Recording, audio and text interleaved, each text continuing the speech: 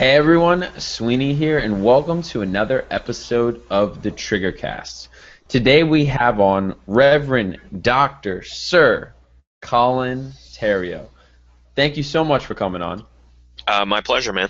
Good to chat with you again. We've been trying to get this one to work. A few technical issues. Now, the reason why we're having you on is because you are a quote-unquote master copywriter. He is the cult leader, aka the owner of the Cult of Copywriting group, which is recently at over 12,000 members, one of the more active Facebook groups that I see anyone use or refer to. I myself do use it anytime I need copy advice, and it's not even paid. I mean, most of the good Facebook groups I know are paid, so that says something right there.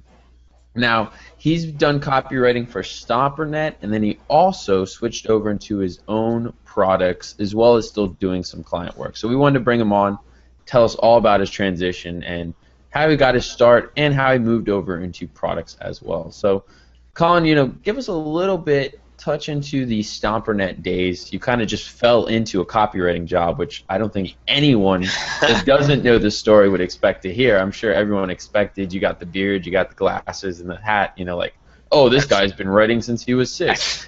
That's all recent. No, what happened was I went to art school, and I worked my way through school doing, like, web design for local businesses. And then when I moved to Atlanta, I sort of fell into like managing e-commerce stores. And one job that I had one of the co-owners ended up like starting StomperNet and having their big famous $24 million launch day or whatever, like while I was there. In fact, I did the HTML for that sales letter, like, because I worked there. That's what I did as my job. So I helped out with that. Eventually, as the company progressed a little bit, they hired me over from the e-commerce side. And then one day, I still can't remember if she was sick or just they had too much to do and they needed another writer. There were like 5 of us working there at this point. It was very early. We didn't have an office yet or anything. And basically, they're like, we need the sales letter rewritten to add all this new stuff that we put in because we're going to relaunch it. Can you do it? I'm like, sure, man, whatever. I don't care. So I did it, and my boss at the time, Andy Jenkins, was like, this is pretty good. You like doing this? I'm like, sure, man. It beats wiring your house for Wi-Fi so we can work here.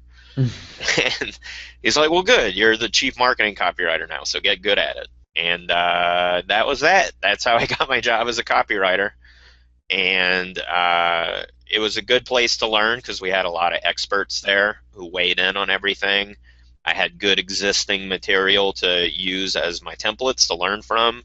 We had a very responsive audience, so you could test things and get real reactions and figure out what was going to work and what wasn't going to work. So I sort of learned by the seat of my pants full speed. So even now people will be like, well, who's your favorite copywriter? Like, who's influenced you the most? I'm like, I barely know any copywriters because I didn't have this big, long period of study or fandom or any, like, all the famous names, your Gary Halberts and your Clayton Makepeaces and all that. I learned those, like, maybe in my first 6 months on the job. I learned who even were famous copywriters. So for anyone out there that thinks you have to spend all this time studying, I recommend just go get a job writing copy. You'll learn faster than anything you can learn from a book. And how do you feel about the, kind of traditional old school method, which is take some of the greatest sales letters, rewrite them by hand, kind of, I guess, beat it into your subconscious? Yeah, I guess I get why some people say that works for them. Like, I understand what the mechanism would be. But for me, that's just, I don't know, it didn't do anything for me. And it was the kind of thing where, like, the point of it is you're supposed to think about what the copy means while you're writing it. So it's supposed to put you in the frame of mind of, like, understanding the language from the point of view of the writer. But I don't know if, like, I have ADD or whatever, but, like, I would get bored copying. Like, I would just start thinking about other completely different things that had nothing to do with it because my mind would wander because it was so mechanical to be like, look here, right here, look here, right here. It just, it had the opposite of the intended effect of what it's supposed to do. What worked better for me was to take pieces of copy that I knew were working and sort of take them apart and diagram them and turn them into outlines, look at a bunch of different successful pieces, see what they had in common, and sort of make a template. So it was the same, I guess the same purpose, which is to understand it from a writing point of view and understand what the patterns are and the why certain things are said certain ways. I just approached it from a different way because the copying thing didn't work for me. Makes sense, and it does seem like to a degree, nothing builds better experience than actually doing it. Practice is that the best substitute. What I heard, it was Gary Halbert who I think popularized that idea of like take these famous letters and rewrite them. And I have it on good authority that his behind the scenes opinion on that, I hope I'm not disclosing anything that would get anybody in trouble, but what he said, and again, Gary being Gary, this part could have been bullshit versus the other part, but what it was when somebody came to him and they're like, what do I have to do to become a copywriter? He's like, go write this pile of stuff out longhand and then come talk to me after you finish, because he said that will weed out all the people who weren't serious. So it's like, I get why it's supposed to be a benefit, but it's one of those things where he just, like, if you don't have the fortitude to sit there and write and write and write and write, you can't do it. You know, like a lot of people are like, oh, it'd be nice to be a writer. Like, writing a lot is hard. It really is. Like, try writing a novel or something that's like 50,000 words. Like, who like, I write that much in a long time, but in bits and pieces, because I'm not actually that disciplined at writing. That definitely not as good as I was when I was still freelancing, but it's real work. It's physical labor, and it takes time, and that's the part people forget about it, because, like, having the idea, that's the easy part. You can have a million ideas a day, but can you sit there and grind it out and write 10,000, 30,000, 50,000 words and turn it into a book or a sales letter or a script or whatever it is you need to write? That's the part that's hard, is the chops almost. It's like people learning guitar will sit there and do like not even play, just practice the fingering of the chords and things, like just to build up, I guess, wrist strength or whatever. It's the same thing. Typing, like you need the little wrist braces and stuff if you do that a lot. So yeah, I think it depends. I think there are certain times where you can practice skills and you can get the foundational elements. But a lot of times that's just doing the work. So it's like, you want to get better at headlines? Cool. Here's a product. Go write 50 headlines.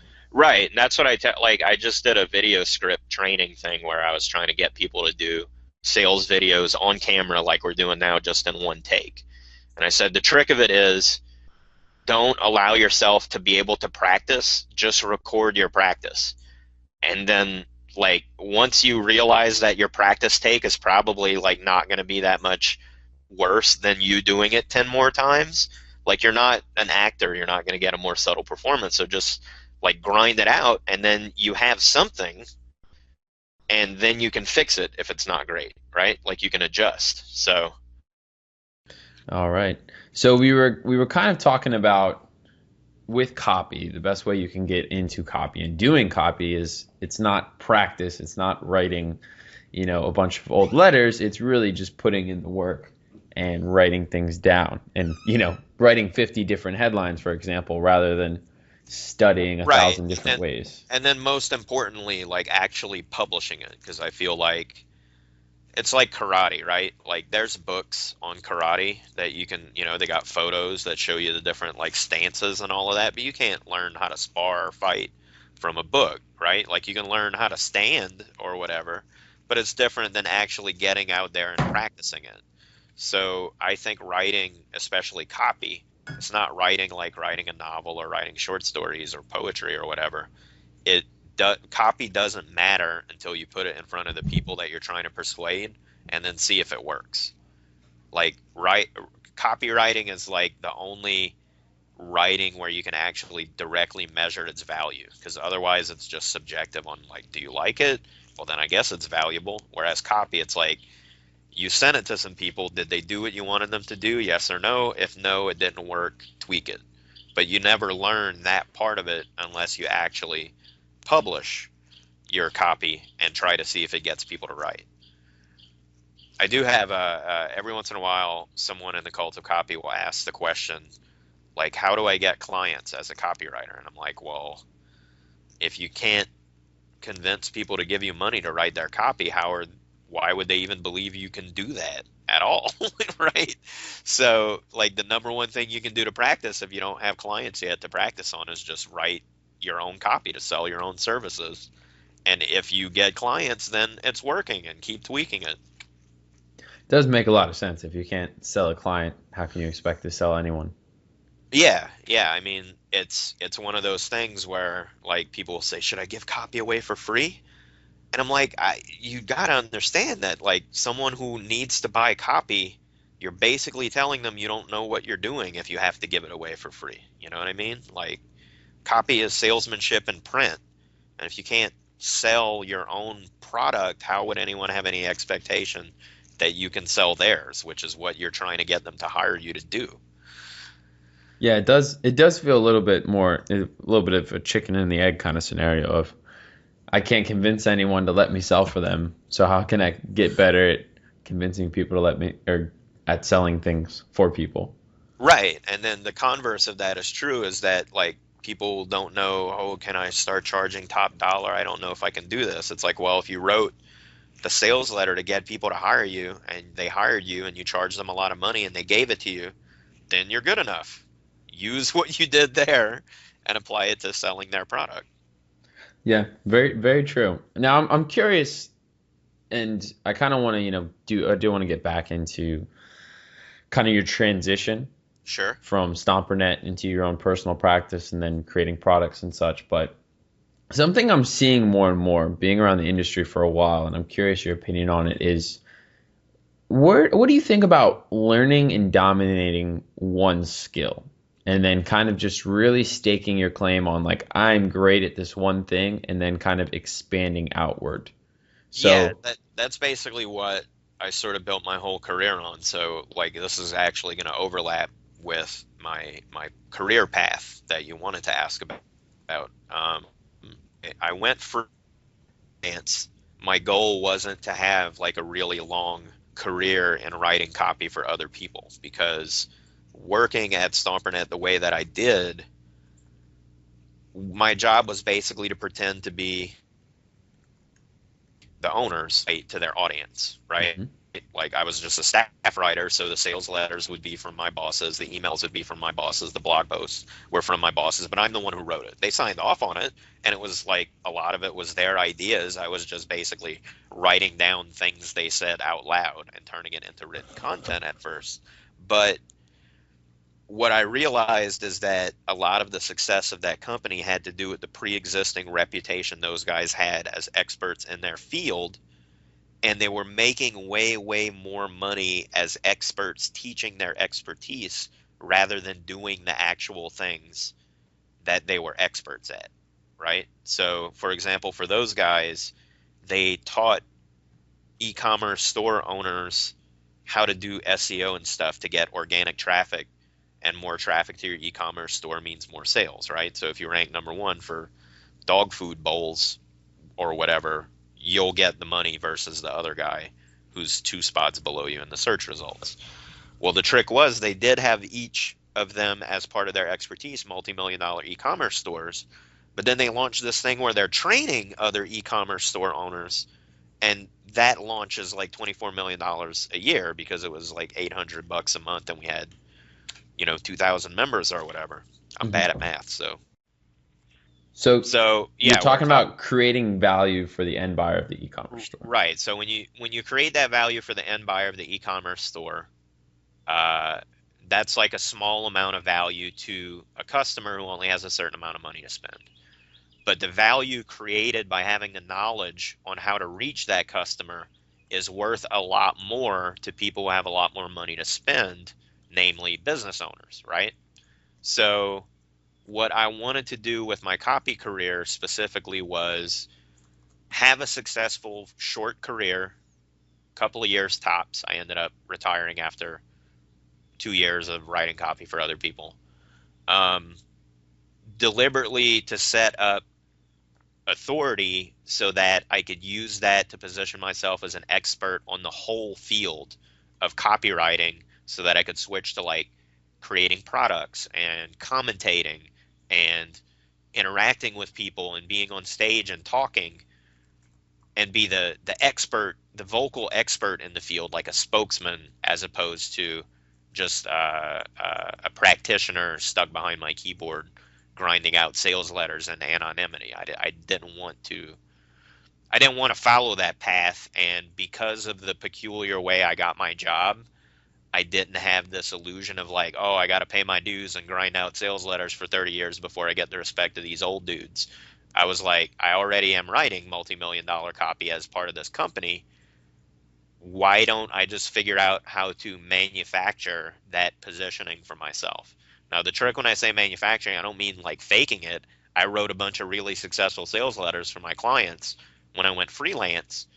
I just didn't feel the need to grind that out or keep doing it, because while it is the easiest work I've ever done, it's still work, like there's pressure. It's uncomfortable when someone's giving you like $10,000 or $25,000 to write a launch package, and you have to deliver something that's going to make them more than that money back tenfold, right?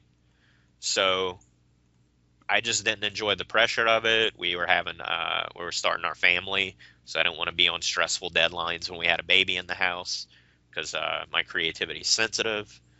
So if I don't get enough sleep, I might be, not producing at my best.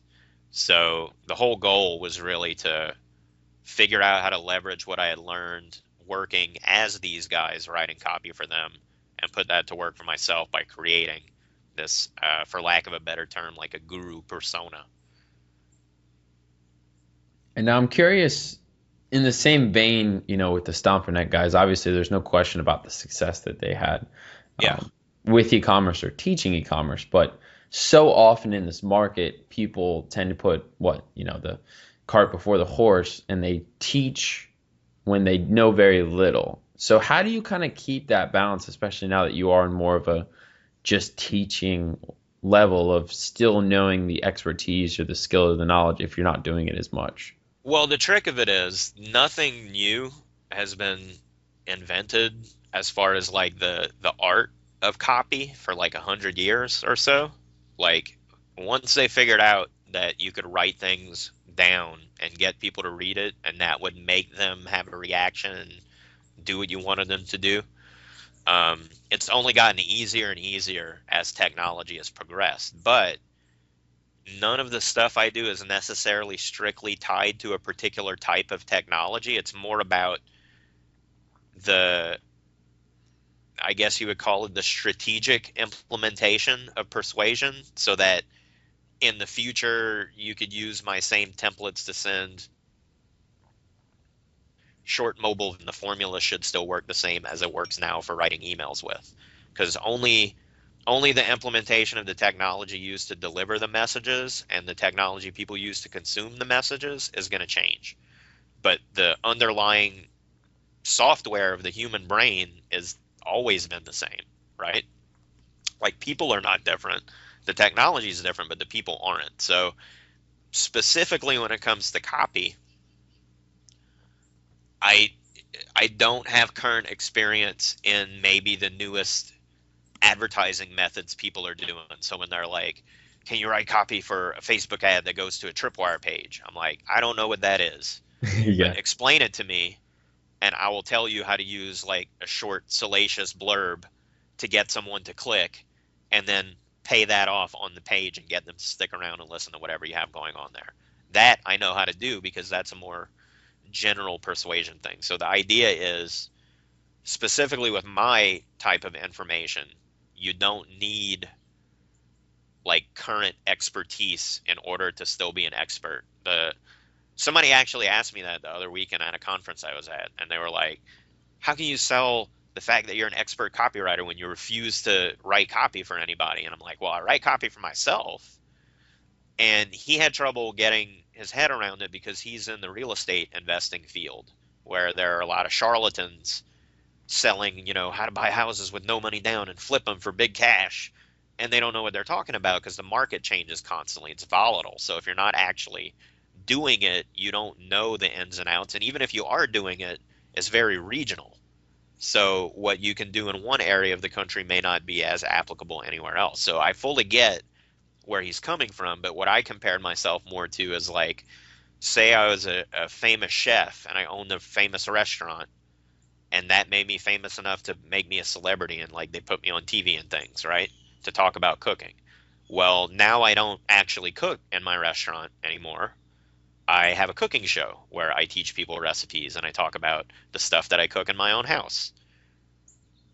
Did that chef forget how to cook just because he's not cooking at a restaurant anymore? No, he still knows how to cook. That's what he's teaching. It's not invalidated just because I don't do it for clients anymore per se, because I still experiment in my own group.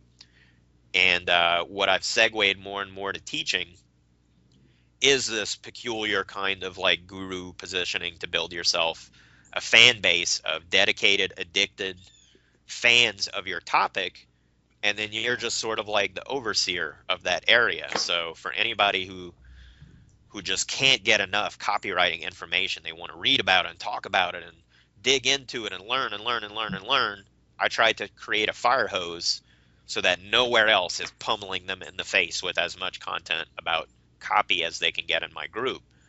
Once I have those people there, I know they buy stuff about copy, so then it's pretty easy. It's shooting fish in a barrel to make a sustainable income from that kind of audience.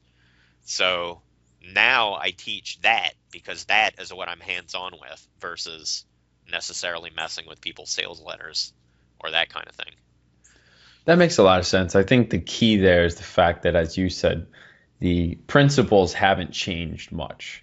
Sure, new, video sales letter will come out or the medium might change, but the principles stay the same. Whereas if maybe you're an expert or guru on SEO or Facebook ads, something that might change, every day or week to week, you have to be a lot more hands-on to stay on the kind of cutting edge. Yeah. And one thing that's interesting about copy is since I don't have to not freak out clients, like I'm not dependent on clients, I can say some of the stuff I feel like all copywriters know, but they wouldn't say because it sort of devalues being a professional copywriter. But really, most of the reason that professional sales copywriters can make so much money is because they're charging people who have that money, and to them, they have the amount of money and it doesn't outweigh how scared or unwilling they are to do it themselves, if that makes sense. So like you can always make money doing anything someone else is just unwilling to do, as long as it falls within what they're willing to spend, right? Like, I hate cutting my grass. The guy who cuts it for me charges little enough that I'd rather just pay him to do it, right? It doesn't hurt me to just pay him. So with copy, because of the value that it provides, the people who can afford very expensive copy have a lot of money to spend, but they also really don't want to do it themselves. So they're more than willing to spend that amount. So that's a huge part of it. Another part I think a lot of copywriters don't admit is that the power of suggestion is like at least 80% of the power of copy is just getting out there and suggesting to people what you want them to do. And then the last part of it that's a huge factor is just finding the right audience for that suggestion to hit home. So if you find jobs where you have a client with deep pockets who's willing to pay for good copy and they just don't even want to deal with it themselves, so they're not going to micromanage you or whatever, you have an audience that is big enough that suggestion, just letting them know things exist, will get them to buy, and then knowing how to reach that audience. If you have those three things, the copy doesn't even have to be that good, and you're going to have a successful offer. So it's almost more about making the pieces fit to a degree. Yeah. It really, calling it copywriting is almost a misnomer, because the people who are really, really good at it aren't necessarily what, scholars of writing would consider to be good writers, but they're good at putting together a compelling offer because they know who it's for, they know who it's from, they know what it's about. You know what I mean? It's the writing part is the least important bit of it. Like if you can string two sentences together, you have enough writing skill to become a copywriter. The rest of it is salesmanship and has nothing to do with actually writing, if that makes sense. It does. And I think too, I mean, part of that is it gets beat over again and again with paid advertising is knowing your demographics and knowing your market and knowing whether to put an old guy with gray hair in a 1960 Ford Mustang in your Facebook ad or a young 23-year-old guy with a comb over in a Porsche. Right. Or if it should be an old lady on a scooter. And knowing who that person is. And I think copywriting too, it's the same kind of thing where especially with the advent of the internet, because you're talking about like 100 years ago, dudes might buy like a mailing list and have no idea who's on that list. They sort of know, but you're just paying for all these stamps to mail all these letters, and then the letter has to convince them to cut out the little coupon and fill it out and write a check, put it in an envelope, lick the stamp, put it in the mail. The hurdles were insane. Now it's just so easy. Like I can send a message direct to someone's phone, and if they poke it with their finger, I make money. Like nothing else has to happen. They literally have to take their phone out of their pocket and touch it, and that's it. Like literally for it to get easier, I'd have to beam it directly into their brain, and they would have to be able to buy without moving at all. Yeah. And we're not there yet, but I don't know, maybe Google Glass or something will figure that out. Yeah. You just, blink if you want to buy this. But yeah, I mean, it keeps getting easier and easier, but the principles behind it are ancient. People are people. Like we've just always been stupid meat computers walking around in tennis shoes. So the flaws in the programming of the human brain will never get fixed.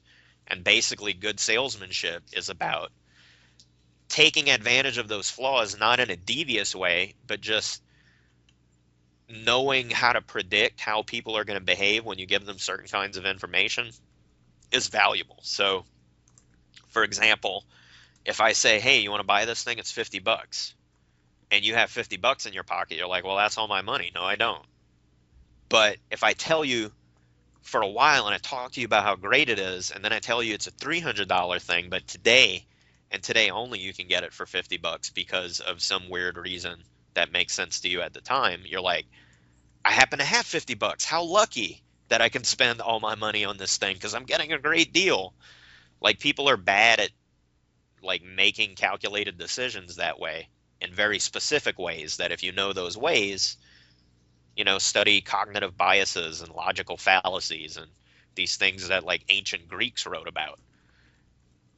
It's all the same stuff, tricking people into seeing your side of things and doing what you want is basically like the reason language was invented in the first place, I'm sure, like at some point some proto-humans are sitting there in the cave and a guy comes in and instead of grunting, he makes great effort to try and grunt specifically to say there's food over there and we should go eat it. I'm almost positive the whole reason language evolved was to sell something. Makes sense. Or, hey, we should go this way. No, we shouldn't. We should go this other way. Right. Like language was almost invented so that the leader could identify themselves as the leader, because the one that's the most persuasive is the one that's in charge. But normally that's the strongest guy. Well, if the guy who's not strongest wants to compete, he has to do something else, and that's how persuasion was invented. Now, with scarcity, something I wonder, and those kind of scarcity and those other kind of bumps, is do you have any tricks or tactics that you use to kind of make it seem a little bit more believable, a little bit more real, a little bit more authentic? Sure. So if you have an offer and you want to make it more pressing, you want to put pressure on the buyer to make a decision without leaving the page to cool off. You want them to make the decision right there while they're hot. There's a few factors that people sort of smash together and confuse with each other. I look at it as three separate things. Urgency, I call them limitations because it's a limit somehow on what you're offering them. So urgency is a limitation on time, meaning time is limited. If they leave this page, time might run out, right? So you can express that in a number of ways. Either this is a short-term sale and we're closing it, or stock's going to run out, or we're only running it for this day just because. Any number of plausible reasons why this is only available for a limited time. The next factor I like to put in is scarcity. Now, scarcity is about how few of something there are, right? So one twist on scarcity is to make sure people know this isn't just information about X. This is my take as an expert on the topic of X that you can't get from anywhere else because this is my particular take. So you're telling them that it's something that they can't get in other places, in other words. So if you can also say this offer isn't available in stores, this offer isn't available at this price once you leave this page, right? Anything like that makes it scarce. We only have a limited number of copies. There's only a certain number of people that can fit on this webinar. Any of those are scarcity based. And some of them obviously can also apply to urgency. Follow so far? Yeah, I do. I was typing there, so I muted myself for a second. That's cool. Then we have the last one would be rarity. And rarity is how elite and special this particular type of offer is everywhere else in the world. So again, if you make it unique to you, then it's rare. If you make it so that only awesome people who are experts have ever even been able to look at this information, that makes it rare. That's the spin that all my products have because I only sell them inside the cult of copy.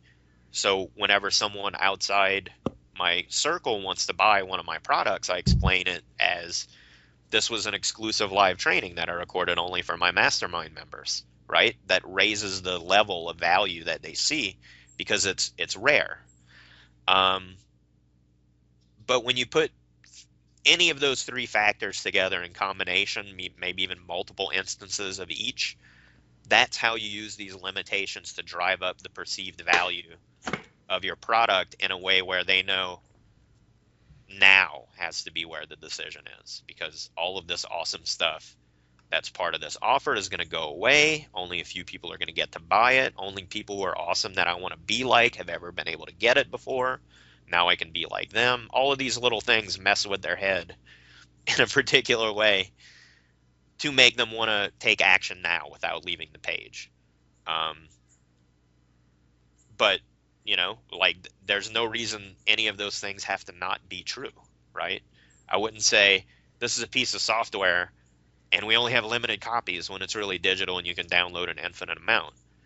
But if you say, I'm only selling 10 copies of this because, and then you stand by your guns and make it clear, like, no, we sold out. I'm not doing it again because I said I wouldn't. You can validate any claim of scarcity or urgency if you actually keep your word when you make those promises in the first place. Gotcha. So I guess the key is having a decently real reason and sticking to your guns. Yeah, there's been studies, like if you read that book Influenced by Cialdini, they did a study where some people were at the university waiting in line to make copies at the copy machine. And they found that if someone walked up to someone waiting in line and was like, can I cut in front of you? They would say no. But if you said, can I cut in front of you because, and then if you gave a reason, they would let you cut. Now, the trick was they didn't stop at just, hey, can I cut in front of you because I'm in a hurry and I have to go to class? And, it sounded like a plausible reason. They also tested a stupid reason, like, can I cut in front of you because I have to make these copies? Just having the because drastically increased the amount of compliance they got from people. So it doesn't have to be a great because, but as long as you give people a reason, it's almost like their brain is smart enough to raise an objection, but the part of your brain that raises those objections is not very articulate. So it sort of sticks out its hand and says, like it wants something. And if you can put whatever it is that unspoken urge wants in the hand closes and that objection is gone. So for example, if you have something that seems like an absurd sale where like you can buy this on this page for 50% off what we sell it elsewhere, Before their brain can even put it into language, it's starting to raise the objection of what's wrong with it? Why is it so cheap? So then if you just say because and give them a reason, you give that grunting hand from their caveman brain something to hold, and then it closes and that objection's gone. All it needs is a because. It doesn't have to be a great one. But if you give people because reasons why for every little factor of your offer, you'll drastically shut down the number of objections they have because you're answering them before their brain can even fully articulate what their problem is. And that seems to be a big part of copywriting too, is kind of sequentially going through, getting enough interest and then sequentially going through the objections they might have. Yeah, the trick is play with their emotions so that they want it, like irrationally. They just want it. They know in their gut they want it. And then it's just a matter of stopping their logical mind from talking them out of it by giving it reasons why it's a good idea and reasons why it would be a bad idea to pass up the offer, right? Once you get them to want it deep down in their gut, where it's like, oh man, I should have got that, then you have them. And you can do that by, talking to them emotionally, getting them emotionally invested, talking to them about their future and how awesome it's going to be when they use this product, and their past and how bad it was, and they can get over that and forget it, and how they want to avoid the nightmare scenario of what their life might be like if the dominoes continue to fall against them if they don't pick up this offer, and all of those things in their brain's like, ooh, I want it, I gotta have it.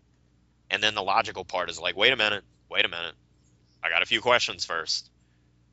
Once you get them into that position, it's easy because it's just knocking objections down. Like the copy can be almost mechanical, and they're literally reading the copy to look for excuses to knock down their objections, if that makes sense. You know what I mean? Like that's when you have someone, is when they're literally almost like praying that your copy answers this stupid objection that their brain threw up in their head that's not going to let them buy it if you don't have an excuse for them to get away with it. That makes a lot of sense. Now, is there any kind of, is it you following templates, or part of it is audience research to know, like, hey, these people are probably going to have these objections? Well, I started out like every copywriter does, thinking like you had to have a different customer avatar for every different type of thing you were selling. You had to do this deep research, and that was very satisfying to my clients when I was doing freelance work, because I would send them this questionnaire and it had all these deep questions about who they sell to and what they're about and what their values are. But then my mindset of making templates where I look at the stuff that I'm using over and over and try to find common threads to simplify things, what I found is that first, people sort of all secretly suffer their problems. Like they don't tell people about them because they're embarrassed, or they just don't want to seem whiny, or whatever the reason is. Like if people have an internal problem, something that's bothering them, usually they are like the only one who knows about it. Like no one knows they have that problem because they just don't talk to people about it, right? What that means is that people, because they don't talk to each other about their problems, they don't realize that they all have the same exact reactions and complaints. So to them, it feels like their suffering is unique, right? Like I have this problem and I'm the only one who has it this way. No one knows how I feel. The trick is you can very easily guess it because, like I said, everybody's got the same problems. So when you guess it, they feel like, oh my God, this guy like is reading my mind, or else he knows exactly how this feels because he must have suffered from it.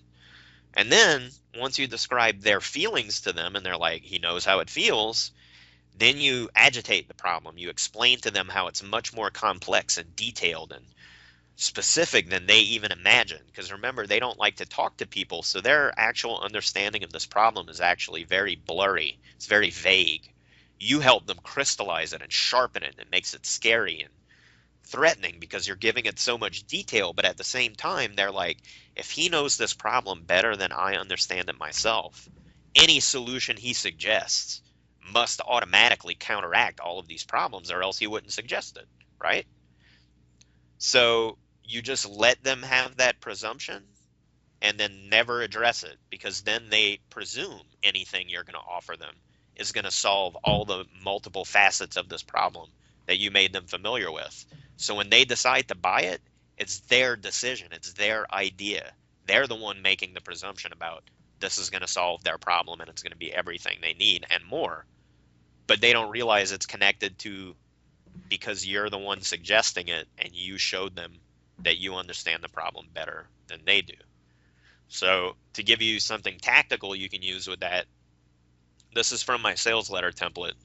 The 3 common emotions and sensations that people feel relative to any problem they might have, whether it's weight loss, or they need to buy something to fix their car, or they want to start gardening, any of that. Anytime someone has something they want to do but can't, and are in the market to buy some kind of solution to that, these are the 3.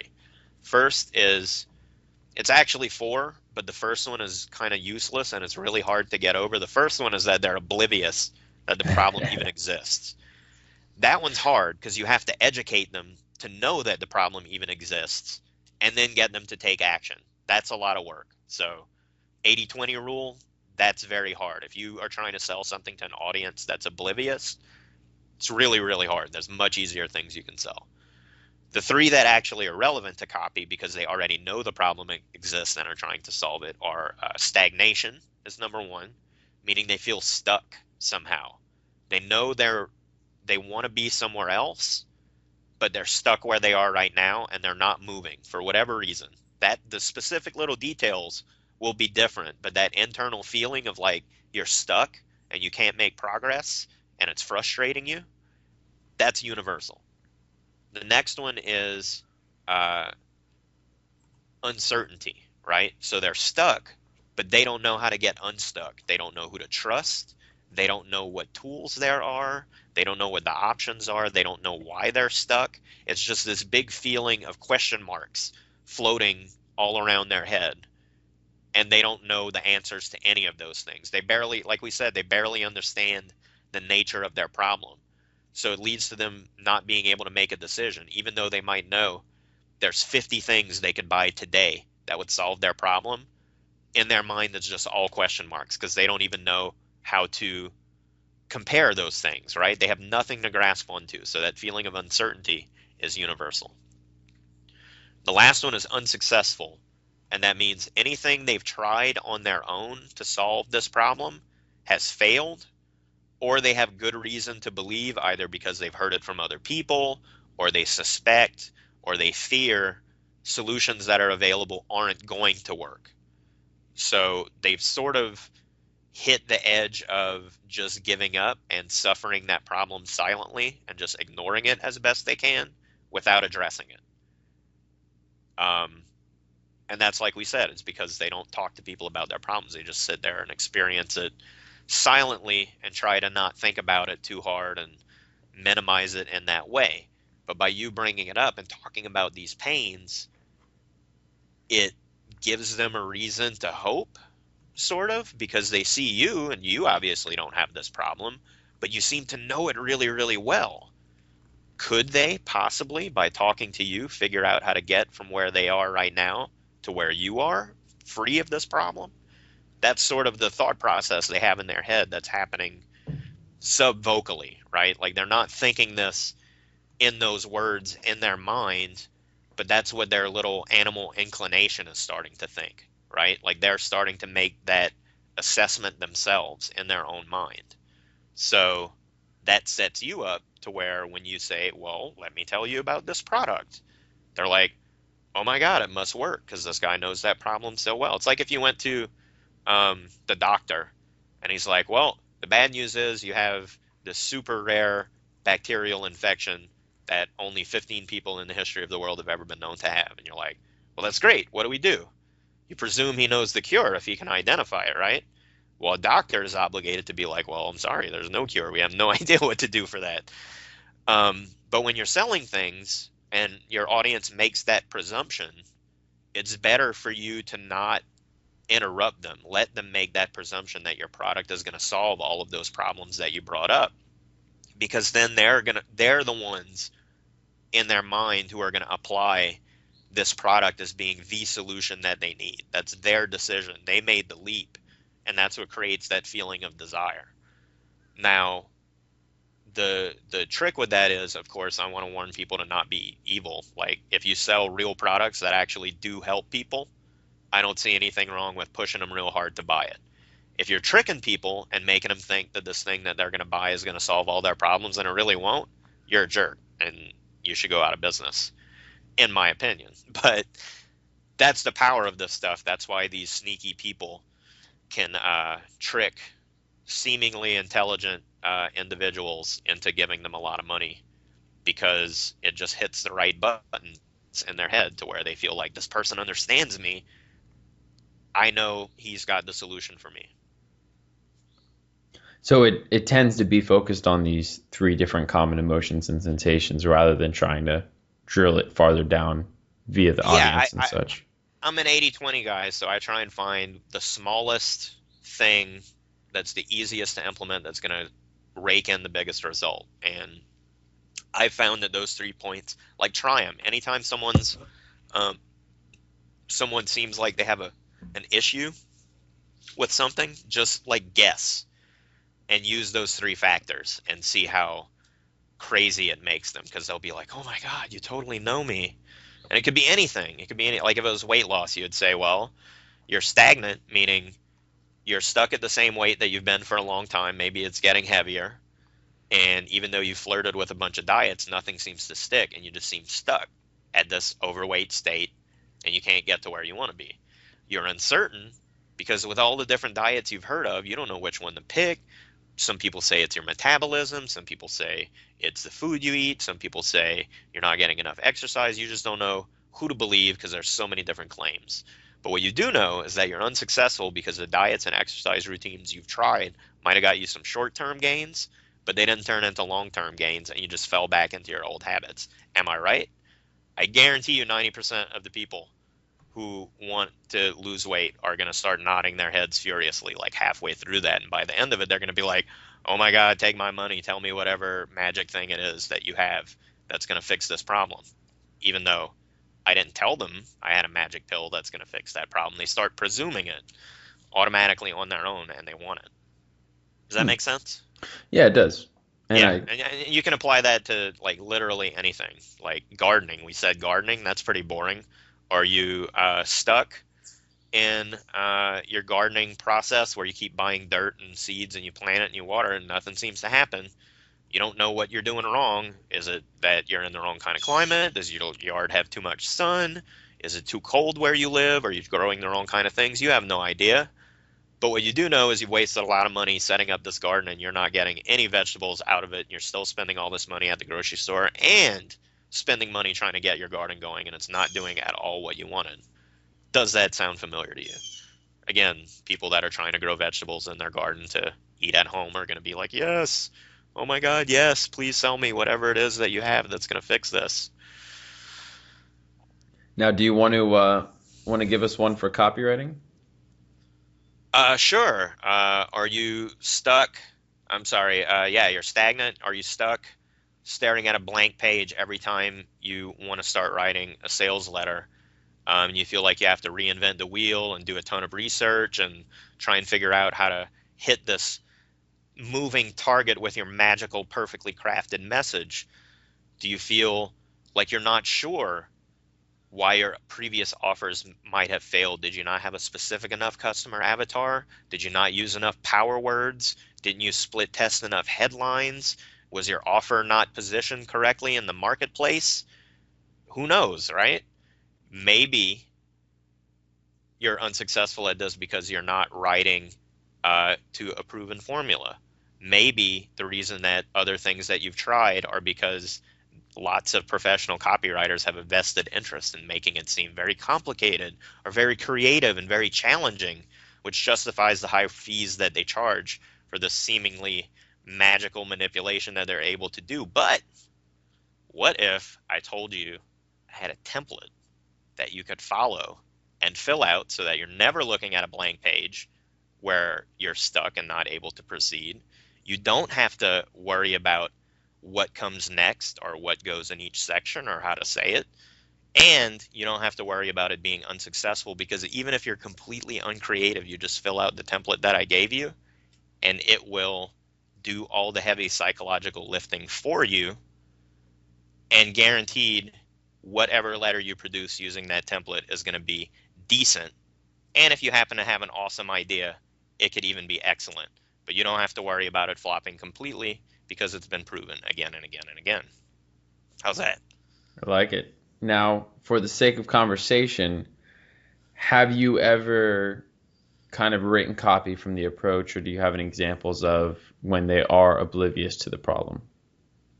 I've tended to avoid those because, again, I wanted to have a very short copy career.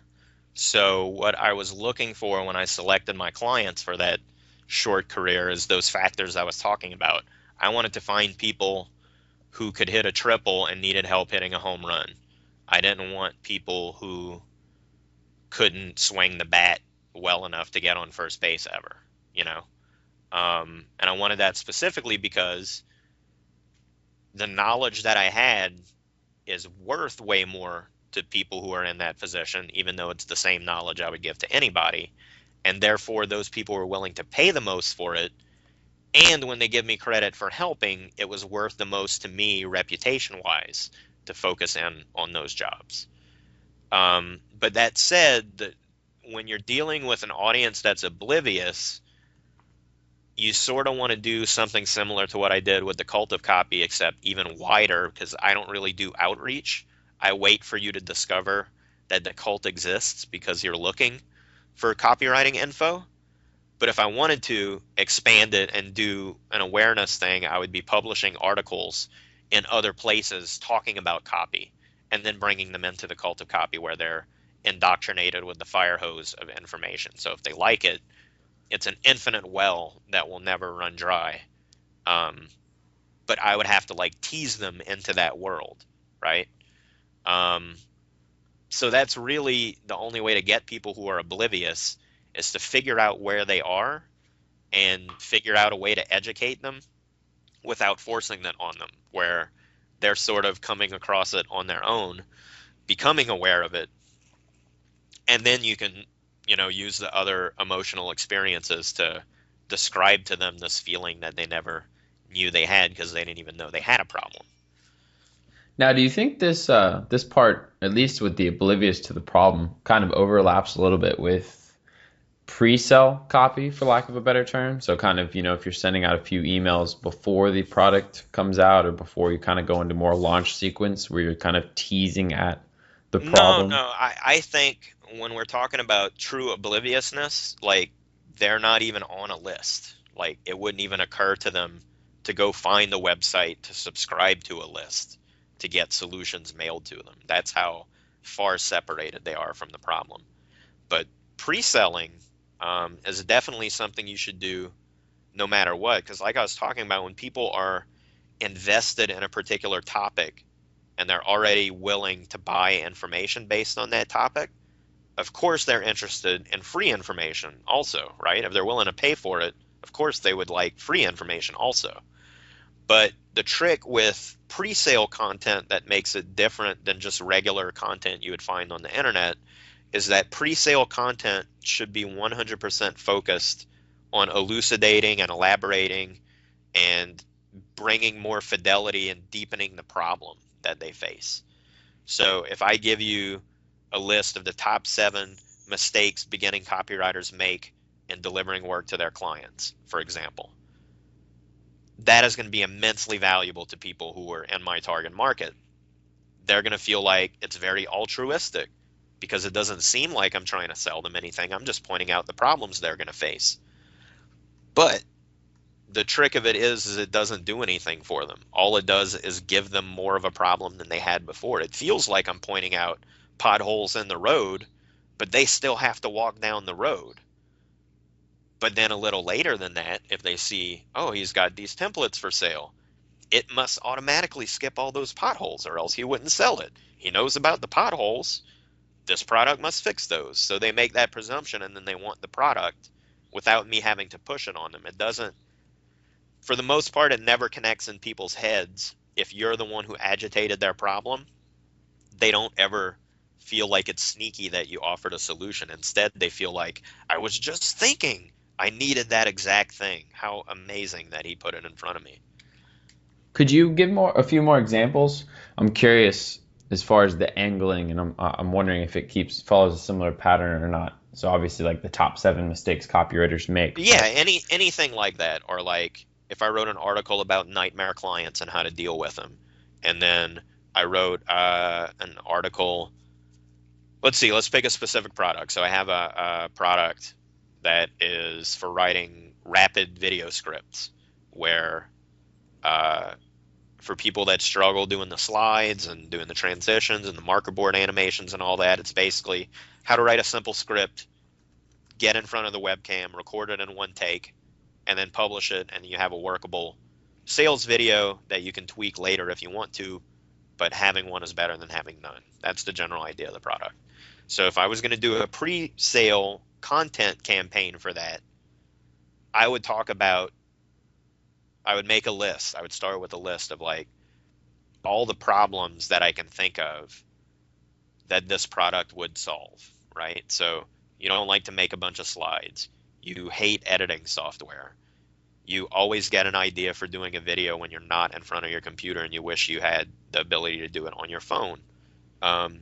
You're not a good writer and you don't know how to write a sales script. All of these things are things that I would then look at and say, okay, well, how can I write a content piece sort of bitching about that and explaining the problem in detail and getting people to commiserate why that's a miserable experience to sit there and try and create 100 slides and then do the timing perfectly, or try to edit your audio and your video together to make it make sense, or hiring a voiceover guy from Fiverr, any of these things that might come to mind. I can talk about all of those in a negative way, and the people in the audience that have had those negative experiences or fear that those negative experiences would happen if they would try, all of them are going to start nodding their heads. So then like a week later when I say, hey, I'm going to do this video script thing, it does this, this, this, and this, they're going to be like, man, that really solves that problem I was just thinking I had with making videos. And like I said, even if they remember you're the one who talked about the problem, in their head it doesn't register as, oh, he set me up to want this. It registers as, he created this to help solve this problem we both have. Okay. So it tends to focus on the negative and kind of more just poke at the bear rather than give kind of solutions and help. Right. Well, the trick is, it is valuable to point out to someone a problem that they'll run into if they're not careful. But it doesn't advance them along the path at all. So even though they've been helped, you've given them like preparation versus execution. So they still have a big gaping hole in their execution plan. And in fact, if they had an execution plan that didn't account for the hole that you pointed out, now they've got a broken execution plan. It doesn't feel like you're doing that on purpose. That's just the side effect of talking to people about their problems in this way, where I like to think of it as like you're zooming in, you're focusing, right? In their mind, the problem's blurry, but because it's blurry, it's easy to sort of like turn your head away from it and not worry about it too much. But if you give them a piece of content that brings it into sharp focus, it's a big scary monster over there in the corner. It's not just a blurry shape that you're pretending not to see. You can't ignore it anymore. So it's at the front of your mind. And then later on, when I show you a product that has a checklist of features and benefits, and one of those features and benefits checks off that monster in the corner and takes care of him, you're like, man, that guy was bothering me. Now I can buy this thing, and I know I won't have that problem. Even if I don't need it right now, I'm just going to put it in the toolkit, and then that problem is solved into the future, and I don't have to worry about it. So that's also a good way to get people to buy things, even if they don't have an immediate need, is you're preparing them for this journey that they're going to go on. And they might need it. You don't know. They might. But if they want it, they should get it now because it's cheaper and exclusive and all that good stuff we talked about before. Makes a lot of sense. So we're talking a lot of copy tricks here, talking a lot of copy, getting into the nitty gritty. I mean, Right. we've gotten pre-sale copy, we've gotten objections, we've also gotten scarcity. So the big other ugly monster in the room is headlines. Hmm. I know from, kind of watching some of your interviews in the past that the way you've said that you like to do it is, you're taking someone from their lowest point of interest and you're trying to activate them.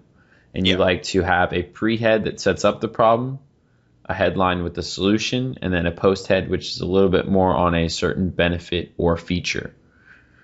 Can Yeah. you kind of go into that process a little bit more of, what makes a good headline or how you like to put your headlines together? Sure, sure. So the idea we talked about before about people having these problems that they are sort of suffering silently. They know they have them, but they don't really talk about it much with people. Say that person has that problem and they're searching for a solution on their own by themselves on their computer. They're searching for it. They hit a page, and the very first line on that page tells them, yes, you are in exactly the right place for you because it calls out that specific problem that they have. It doesn't get more precise, and there's no better spot to give people the like, if you're in the wrong place, leave now. That's the perfect place to put that line, right? Because if you don't have that problem, the product on the page is going to be of no interest to you. So better you leave right away. But for everyone else, it tells them, yes, like you are in the right place. Tell me more. So then we follow up with the headline that introduces the existence of a solution. And what I like to do is promise not only that it's going to solve the problem in a set amount of time, say, if you can get away with that, but it's going to reverse the negative effects of having suffered from that problem, right? So, not only will you lose weight in the first week, but it's going to give you tons more energy than you had when you were living an unhealthy lifestyle, right? That would be an example of what I mean, where I'm promising a solution exists and it's going to solve the problem, but it's also going to reverse negative effects. Does that make sense? It does. And then the third part, if they've read that pre-head and they're like, yes, I'm in the right place. Yeah, that solution does sound interesting. And then the post-head, I like to throw in an additional benefit that maybe it's contained in the bonus. Maybe it's just something above and beyond actually just solving that problem so that it sweetens the deal. So it's like, do you have this problem? Not only can I solve it, and it will reverse the negative effects, but it does this extra thing too. So an example with the one that I just used about the weight loss, if I was going to do a post head for that, I might say, plus you can still eat the foods that you love the most almost whenever you want, something like that, right? So it's throwing in this additional benefit that's subverting some expectation they might have. Does that make sense? It does. And is that how you always kind of go with? So how would you actually instruct someone to go about sitting down and writing a headline like this? Basically like that. I give them the formula where step one, you call out the main problem that the product is going to solve. Step two, you promise that you're going to solve it and reverse the negative effects that they may have had from suffering from that problem. And then the third one is an extra additional benefit that goes above and beyond just solving the problem that they have. And the way I normally write those is if I'm writing variants, I'll put 3 columns on a page and then just a bunch of ideas for problems. But really, you want to go with the biggest one, the one that's like the biggest, most glaring, broadest problem that anyone might buy your product would suffer from, right? Then write out the description of the solution and what reversing the effects would be. Because it could be any number of things. Like for a weight loss product, I said that it would be, it reverses the negative health benefits. It could just be it reduces your grocery bills, or gives you more energy, or makes you look better in your clothes or look better naked, depending on who I'm talking to. So I would brainstorm a bunch of those. And then for the last one, I would brainstorm a bunch of additional benefits. And then I pick the best three, and then I sort of pick the second best three, and the third best three, and however many variants the client wants to test, those are the variants. And then beyond that, I'll give a plug to my buddy Colin Chung, who is a copywriter, and in the Cult of Copy and the files section, he put a worksheet that he uses called the headline matrix. And what that does is, like any headline formula you already have, you can still apply this matrix thing to it, because what it is, he just gives you different angles to come at the headline from, different approaches. So if you want to try and testing completely different positionings of your headline in your audience's mind, like maybe you're challenging them, maybe you're sort of teasing them, maybe you want to be a little bit of a bully. He's got different ones like that. And if I really, really want to develop a bunch of variants, I'll use that tool. I found that very handy, but it's not mine. It comes from him, but he gave it for free in the cult for anybody that wants to grab it. And so, number one, obviously, I'm going to check that out. I'm curious with headlines. What is the balance between not being too outlandish and also the balance of proof? So the kind of example I could give is, maybe there is a guy that lost 50 pounds in 1 month, how I lost 50 pounds in 30 days. If it sounds, what's the right balance, I guess, of being believable, or as long as you have the proof to back it up, you're okay? Yeah, you definitely somewhere in the letter need to pay off on any claims that sound crazy. And if you feel that it sounds crazy, the easiest way to address that objection, remember, is just to give that caveman grunting open hand a because. So if you make an outrageous claim, but you say, listen, I know that sounds outrageous, but it's really not. It's true. I'm going to tell you exactly how in a second. That hand closes and goes away. Like, it's the same as people are like, oh, that copy won't work. It's too salesy, and our audience is smart and sophisticated. All you have to do to make it work is put a sentence at the top that says, look, I know you're too smart and sophisticated to fall for the usual kind of stuff, so I'm just going to tell it to you straight. And then you give them the exact same sales letter.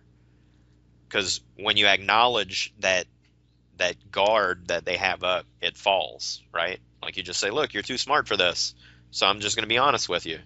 Then you can give them the exact same pitch. It's sort of the same idea that, you just acknowledge, okay, this sounds outrageous, I know, but it's not, right? Like, that fits into those headline formulas that Facebook are cracking down on with, like, first he did this, but you won't believe what happened next. Like, they're telling you it's unbelievable, but they're promising to show it to you. So it's almost like, yes, we know this claim is outrageous, but we have evidence. That makes sense. And then the thing for headlines with me, the way that most of the work that I've done works, is that headline is not actually the first thing that the reader is reading. They're usually coming from an email or an ad or a video or something that led them to that page. So really what those headlines are doing are not starting a conversation, they're continuing a conversation. And a lot of times, if you're in control of the piece of copy that sent them there, you can make that really hit home. So if I had an article that was a problem-focused article, and I said, if you sort of have problems with this copywriting thing and you want some help, maybe you should check this page out, and I give a link. And you click that link, and the first line on that page is, do you struggle writing good copy, even though you think you're a decent writer? You'd be like, damn, that is exactly what, you know what I mean? Because, like, I set you up for that. And it makes it feel even more like you're in the right place, because it's sort of like a call and response. But the audience doesn't see it that way. They don't notice the trick that happened where you set that page up to pay off because you framed it for them. So that being said, that was actually a question I was going to ask you. I know one of the things that tend to be popular are webinars. Uh-huh. And I kind of wonder, so, holding someone's attention for a long form sales letter, at least they can kind of scroll through it and take it at their pace. Right. VSLs tend to be on autoplay. And then a webinar, if they jump on live or even to get them to watch a replay, that's 60 minutes of content. Now, I imagine Yeah. some of that is the webinar has to sell itself, but I'm curious as far as the lead up to something like that. Is there any kind of different angles or tricks or hooks that you're trying to do to get someone to, bring their attention, or is it more, hey, I just need to get someone to watch 60 seconds and let it do its job? Yeah, I mean, anything you can do to get them pre-invested and paying attention helps. So even just saying silly things like, be sure and bring your notebook, because we're going to start and we're going to go fast because we have a lot to cover.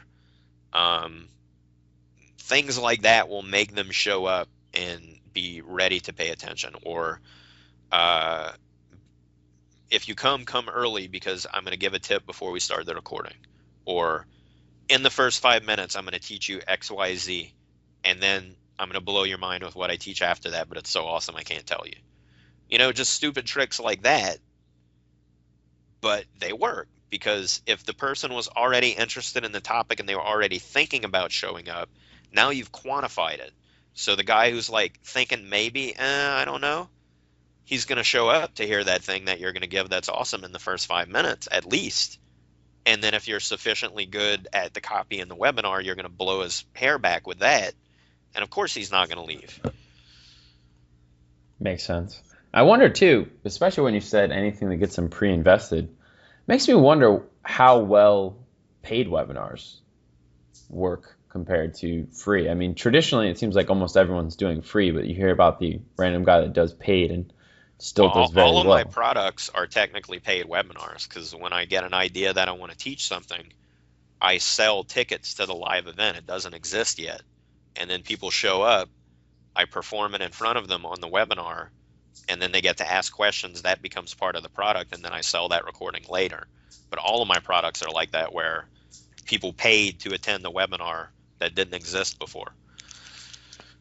I guess the difference there is that your webinars are 100% content, whereas most webinars are more for setting up for a pitch. Right. I've never done one where I charge someone to listen to a long-form commercial. Yeah. But I would not be opposed to tacking on a pitch for additional products inside my paid product, because I designed my product line so that they all sort of work together. They each cover a different topic, but if you have them all, you have tons of templates to do all kinds of different things. And I do it like it's set up in such a way where I almost can't avoid talking about the other products and the product line, because I use a lot of the same structures and examples. So I'll say something like, in my video script template, I'll say, well, if you have my sales letter template, this sounds familiar to you, because all I did was chop it down and make it fit for video instead of on the page.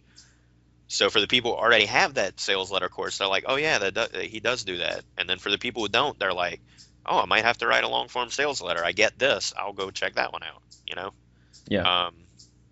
But I've never done one where the whole point of the webinar is to pitch a different product than the webinar itself. Makes sense.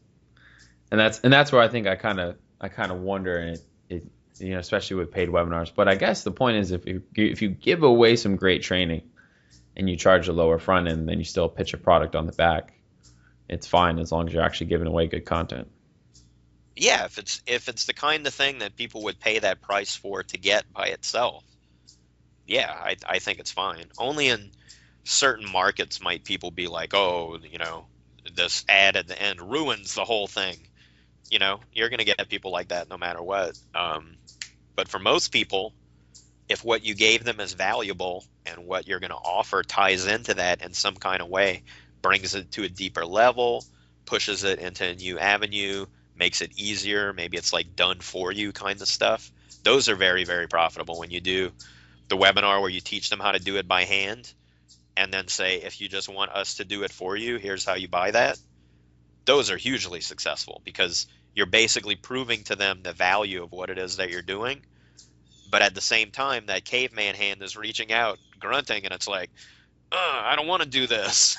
So then at the end, you just give it the rock that has, I do it for you on it. It's like, oh, okay. It's one of those self-solving problem kind of things. Makes sense. Now, time-wise, I want to be respectful.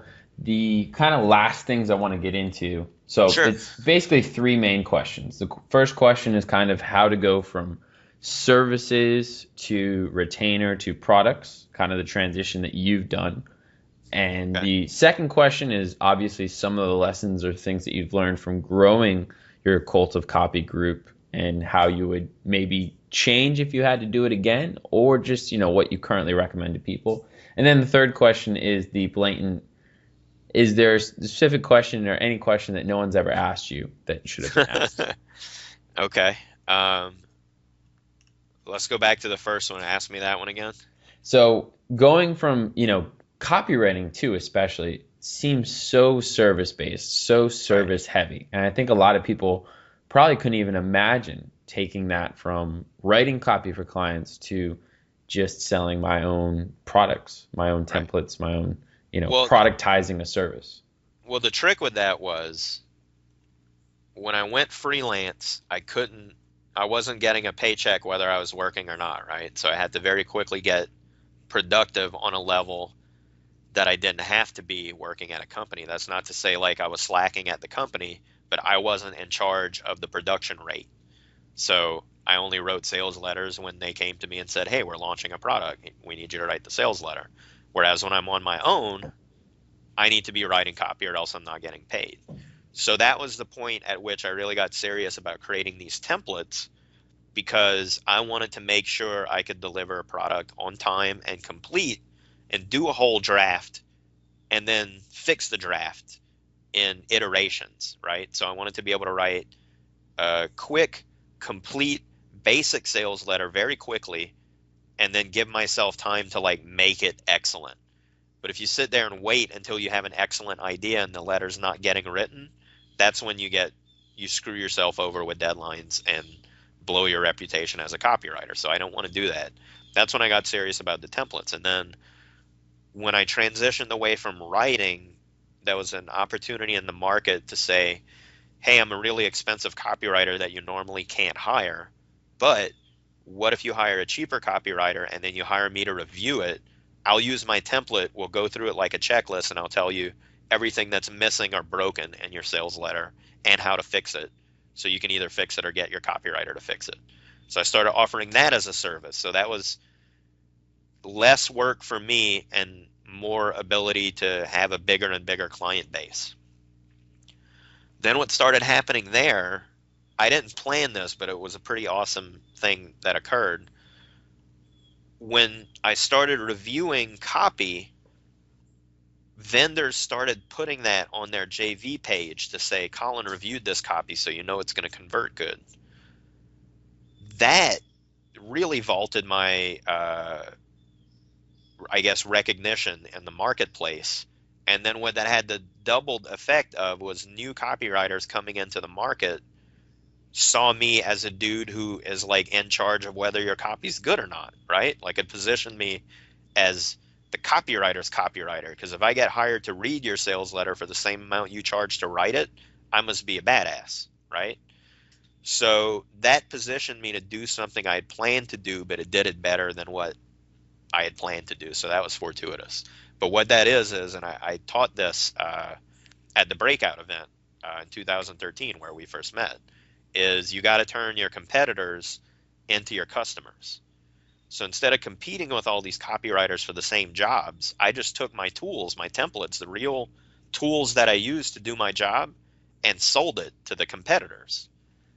So if my solution was better than the solution they had in place, now all of a sudden I'm the resource that they have to come to learn how to do their job that we were formerly competitors at.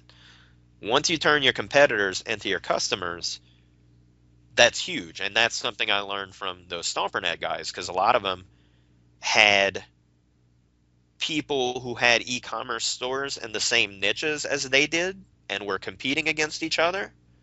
So when they did the StomperNet thing, they took it to the next level and they're like, "We're going to go to China and manufacture this stuff and become a wholesaler. So all of our competitors can, like, they can get the top search results. We don't care because they're selling our product and they have to buy it from us to have supply."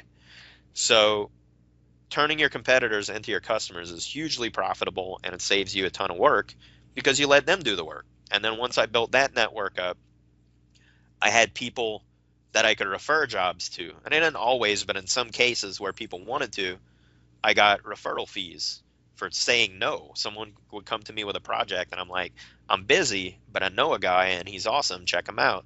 Full disclosure, if you use him, I get a little referral fee, but that's not why I'm sending you to him. The reason he pays the referral fee is because he's serious about doing this work. That kind of thing, right? So that was yet segueing even more out of doing service work. And then once I did it for myself, I teach this too. If you are an expert and you want to be seen as an expert, you want to show people that what you've done has worked for you, what you've done has worked for your clients, and then what you've done has worked for your customers when they've gone off and done it on their own.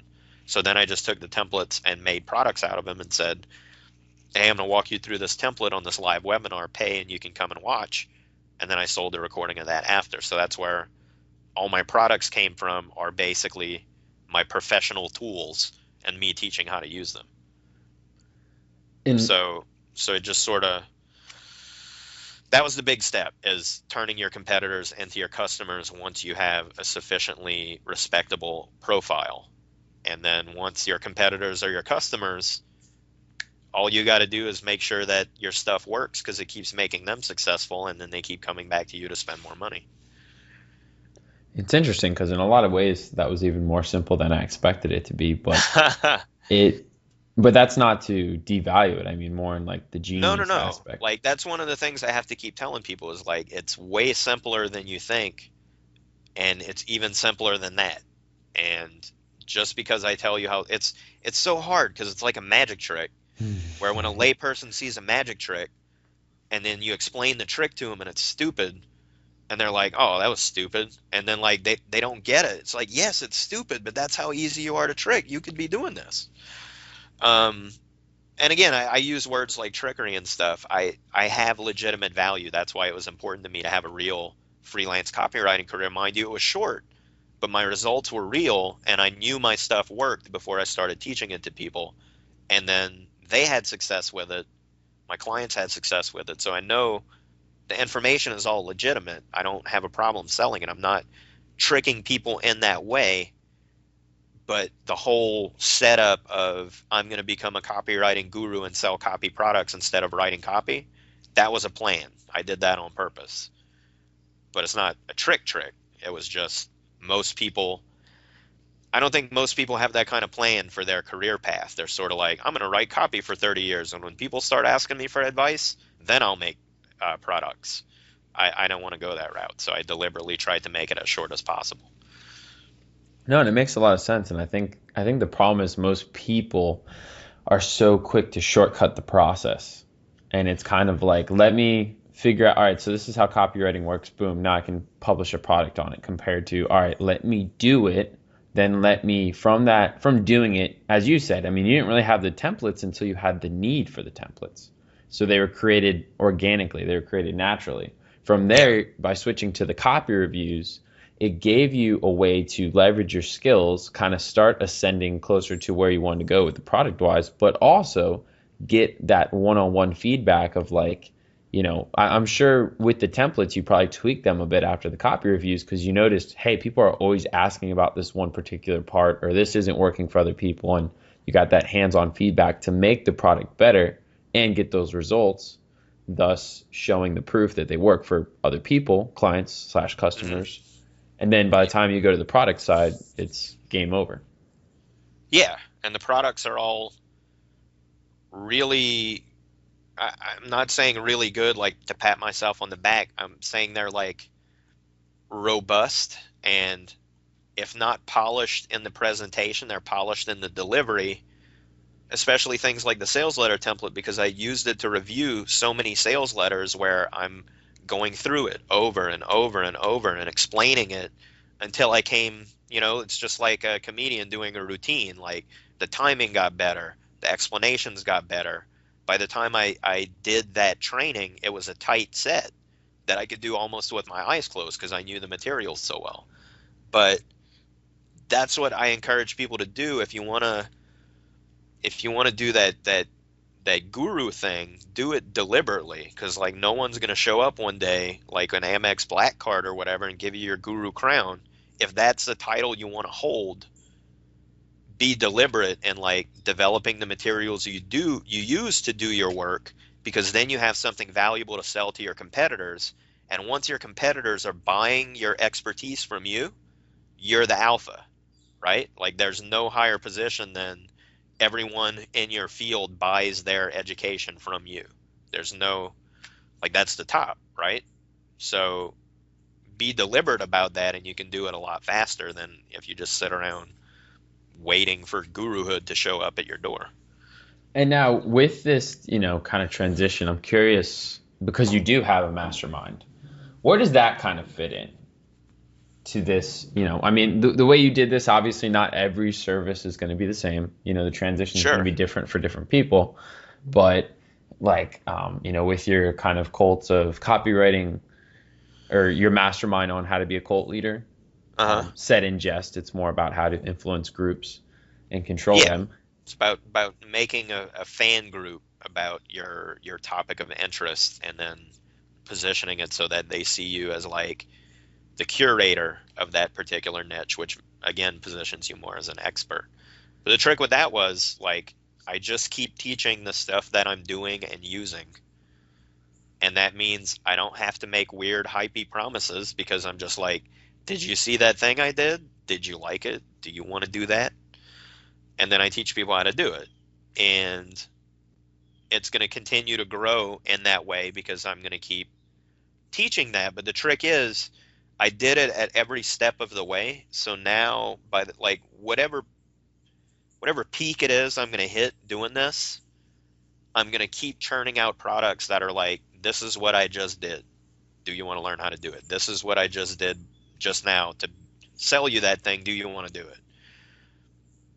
That means people from the very beginning of their career, if they come in and want to follow my path, I now have a breadcrumb trail of products that I've released that fill that whole spectrum from beginner to where I am now, because I released it piece by piece while it was still like fresh in my mind while I was doing it. What that serves to do is, along the way, I have people that are following like just 2 steps behind me. Like a ton of those people at that breakout event where you and I met, I came up at the same time as those people. Like, we are neck and neck as far as developing our little internet marketing careers and fortunes and all that stuff. So that peer group of people that I shared all that stuff with at first, now, like, we're associated with each other, and the awesomeness that they've been able to accomplish sort of rubs off on me and vice versa, because, we've been associated throughout our career. So not only do I have this like cult leader status, but I have these like high level apostles that don't necessarily follow everything that I do, but people know we're like associated and connected, and that we came up together.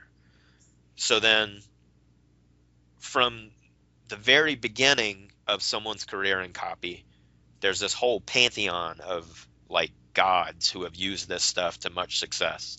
So there's something to look up to make them want to climb that ladder. And I have something for them to buy that's very valuable, and they'll get more than what they paid for out of it. But for me, it's valuable to my business, because like the price tag keeps going up as you learn more and more valuable stuff as you follow me up the ladder. And all I'm doing is, I learned a new thing, it grew my business in this way, I turn around and teach that to the people just behind me. But so to kind of, because I think that was very interesting, but to kind of rewind back, the question I have is still, why for how to have your own cult? Why is it a mastermind group compared to, why isn't it a product, or why isn't it one-on-one consulting? Oh, well, for that, it's because it was a more complicated topic than I felt would fit in one single training. So I set it up as recurring, so that it's basically incentive for me to keep showing up and creating more and more detailed content. Plus, the people in the group get to dictate what's missing and what's left out. Like the same way when I developed the sales letter template, I had all of those sessions using it to review copy, to polish it and make it good, fill in the blanks, make sure everything made sense. This was the same thing. So I spent this past year, I did 2 sessions of it. I have some members that have been in it since the beginning and some that have been in it since the half. Basically, join the group. Here's the overview. You tell me where you need help. Let's talk about that in the group and build it from there. And then I did trainings to address those specific needs. So now I have a series of content on that topic. I have a variety of things I can do with it. I can sell them standalone. I can bundle them up and sell them as a package. I could keep redoing this as a membership and maybe just drip feed it and make it automatic. I could take it and expand it and like do worksheets and plans on what order you need to do things in, because I just did a stream of consciousness, but I didn't want to sit there and develop content and then sell it. So I had people pay me to develop it as we went, and they helped make it what it is, if that makes sense. Yeah, it does. It does, actually. It makes a lot of sense. And is that kind of similar to why you tend to do paid webinars for your training compared to just, recording a video? Yeah, I invented that hack for myself. I mean, I swiped it. Other people have done that, but I deliberately developed it as a specific product creation methodology because I suck at creating products up front.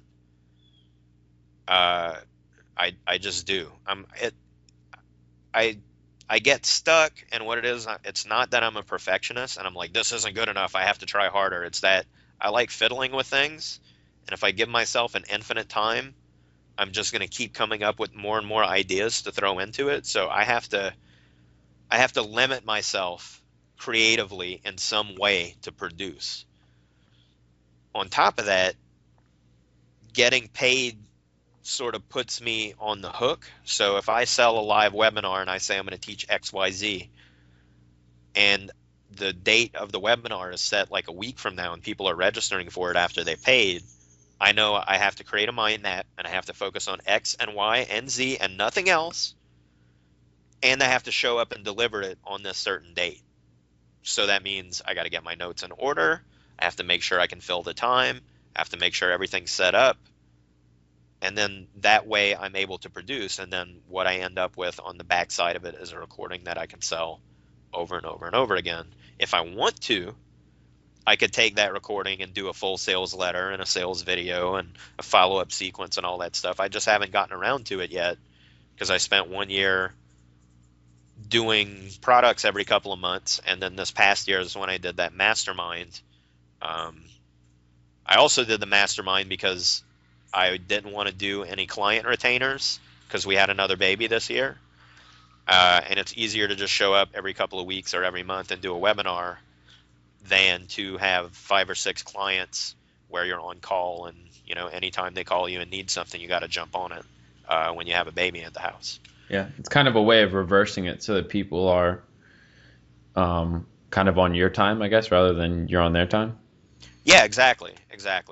That's another thing I taught at that breakout event was the 2 ways I look at everything about whether to grow my business. It's either how to make more money doing the same work or how to make the same money by doing less work.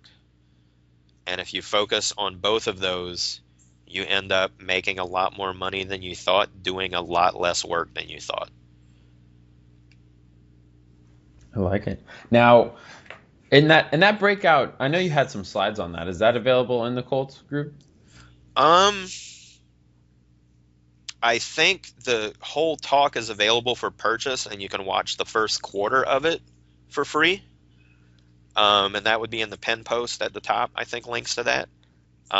You get the slides if you buy it, but I don't think I have the slides available on their own by themselves. But they wouldn't make much sense without the talk because I make very sparse slides. They're really just there to remind me what to talk about. Mm-hmm. So unless you have me sitting there talking, they're just like 5 words on a page with no explanation as to what they are. Gotcha. Okay. And so kind of the next part here and getting close to the end is, what are some of the things that you've learned creating and growing this group?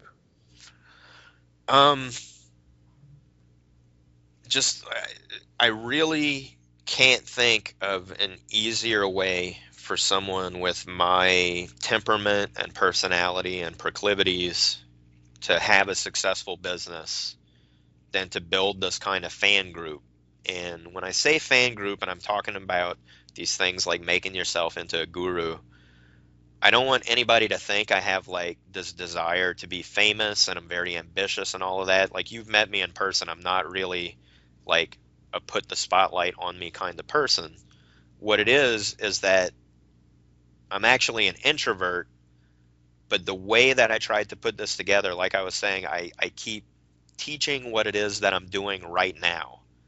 So I'm never standing on the soapbox and saying, hey, look, guys, I'm like the all-time genius of this and I'm the best ever, so you need to listen to me.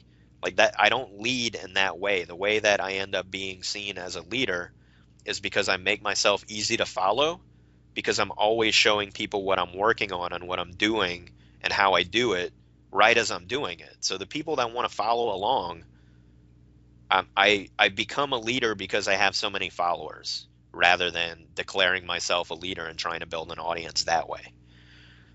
The trick with that is, the real beauty of it is that you can start immediately and you don't even have to succeed. So anything it is you're trying to like get good at, you can start a group of interested people that want to learn how to do that thing, get them into a group with you, you'd start doing it, just start sharing with them the things that you do, and eventually you're going to be like the leader of that group, and the people that do actually follow in your footsteps will be those apostle level people we talked about. So eventually, like, by the time you are actually awesome at what you do, you will already have an audience that watched you become awesome. So you have that whole before and after thing already proven before your audience's very eyes. Makes sense. By showing what you're doing like all the time. That being said, Yeah. as far as, I guess, on the tactical side of growing it, it's probably getting an initial amount, I imagine, and kind of building that community. And then once you have, whether it's 100 people or 200 people or 500 people, you have enough people, and you have enough people that are active, or is maybe that just the focus? It really doesn't matter what the number is. It's more just having 25 active people. Well, the idea with building the group is that originally the Cult of Copy was a private Skype group with just clients and peers and just like people I was friends with, like you and the guys that we hung out with all at Breakout and various other events where we all bump into each other and spend time. Like, it's just that gang of people and we chit chat, right? So instead of working, we might be hanging out in Skype for an hour in the morning every day, just shooting the breeze, talking about whatever.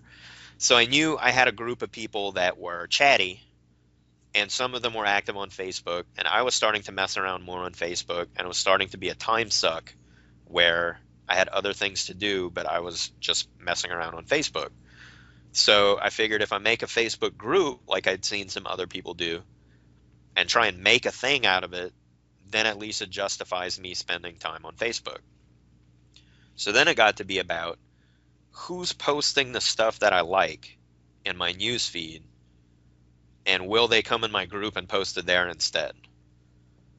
And I found out that yes, they will, if you have an audience there that's going to like it, and if you sort of give them a cookie when you say, hey, that thing is awesome, can I post it in my group? Better yet, if you join the group, you can post it, and then that way you get all the cool comments directly to you. They come in, they post, I leave them an awesome comment, and then all the people who are like me toos of me jump in and they comment, just because, like, for me to comment on it highlights it in a way. Mm-hmm. It's like, hey, you should pay attention to this.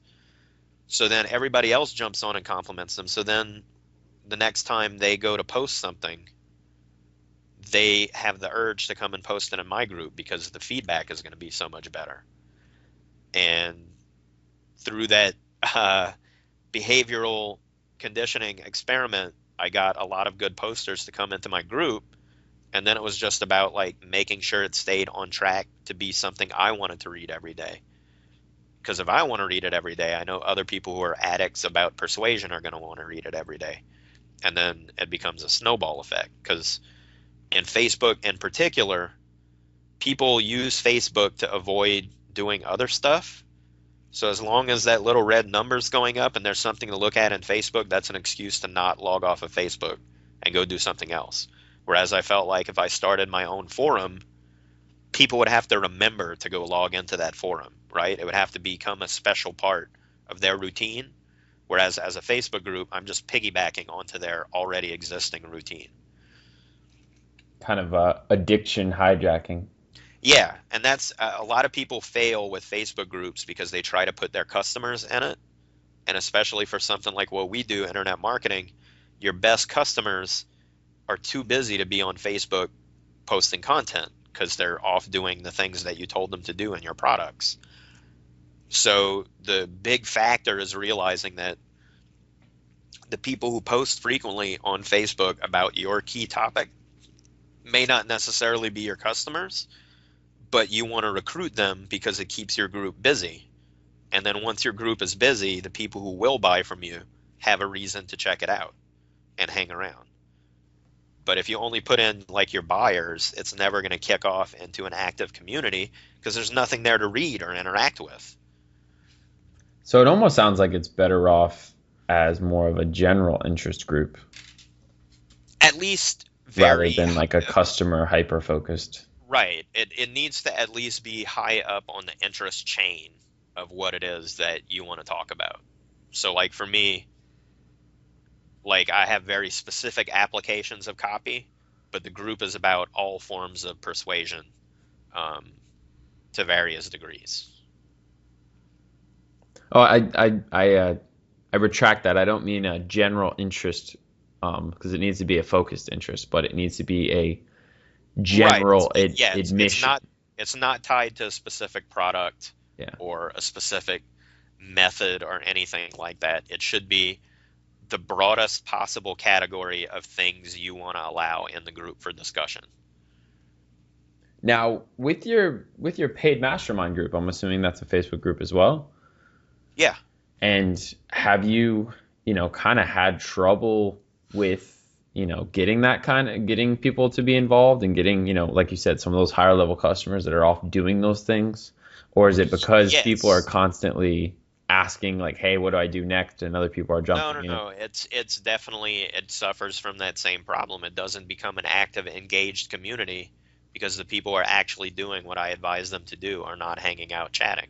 They're actually doing the stuff that I advise them to do. So it does turn into a ghost town. What I found is at about 6 months is when the people who haven't ever showed up start dropping off, and the people who are active and did everything all along don't need me anymore because, whatever they've done that I've told them to do is taken off and is occupying their time and giving them the return that they wanted. And that's been the differing experiences as far as that goes. But yeah, absolutely. That because it's a paid group and I'm not letting in chatterboxes to create content, it does have a whole different feel. But that's on purpose too, because if I'm charging them monthly to do this stuff, I don't actually want there to be distractions in there.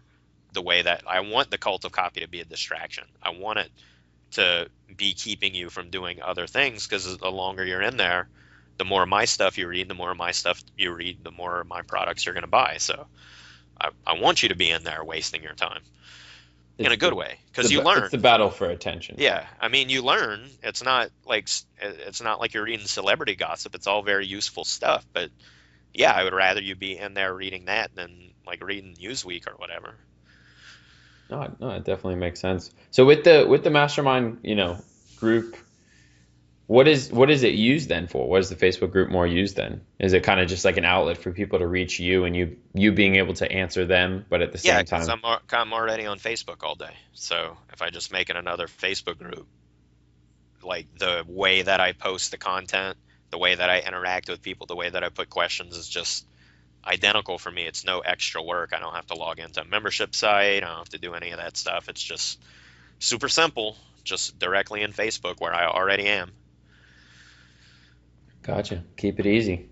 All right. Well, hey man, that'll wrap it up for now. I'm not excited to splice together the other pieces, but overall, I am excited for how the interview turned out, and I wanted to give it a little bit more time than usual because we tried so hard to get together. It was like once I got you going, I wanted to keep you going.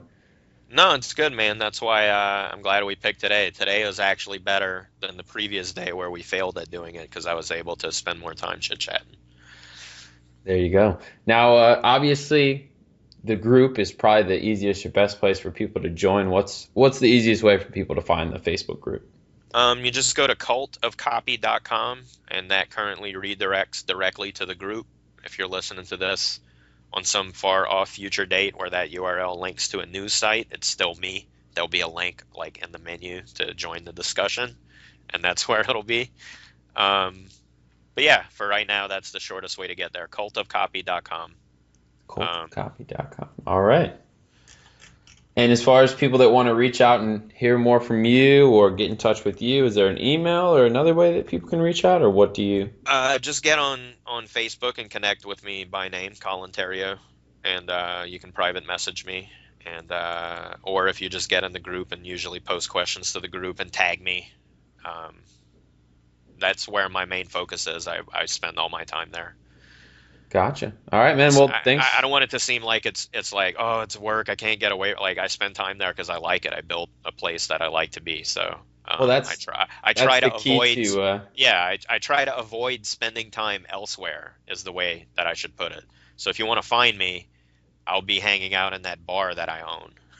Yeah, no, it makes a lot of sense, right? Create something that you'd enjoy being a part of, and then be a part of Yeah, it. yeah, Have it that was make you actually money. one of the questions people in the mastermind had is they're like, how much time do you spend running this group? I'm like, I have no idea because I like it. Like, I don't consider it work to check in on that place 10 times a day because everything in it is interesting to me.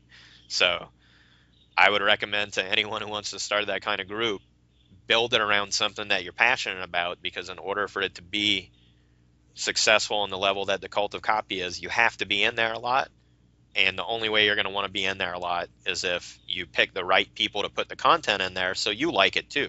It shouldn't just be you answering the questions from your least educated customer over and over and over again. It should be people that you find inspirational and educational in there as a peer, sharing their stuff and you sharing with them and chit chatting. So definitely make that a component of your group if you want to do what I did. Sounds good. And that's a good way to sign it off. Sounds good, man. I'll be in touch, man. Thanks a lot for coming on. My pleasure, Sweeney. Thanks for having me. Take care.